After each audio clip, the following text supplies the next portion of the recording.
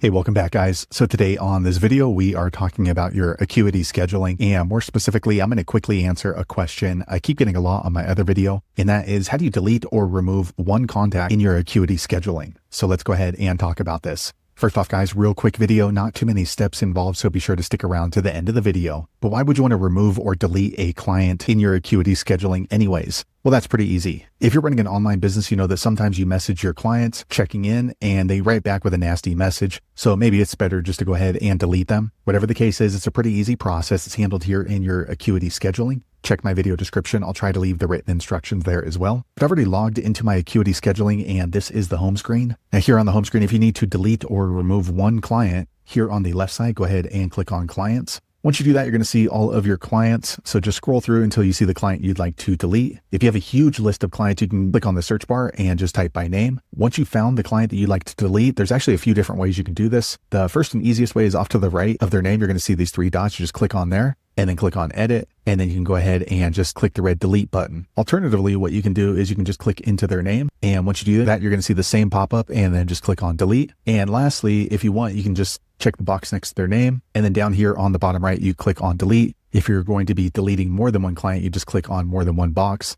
and then click on delete. So there you have it, guys. If you're wondering how to delete or remove contacts in your Acuity scheduling, that's the easiest way I know how to do it. If you know an easier way, be sure to leave a comment below. Let the rest of us know how you did it. Hopefully you found that video useful. If so, click thumbs up or maybe consider subscribing to my channel, and I hope to see you on the next video. Thanks again for watching.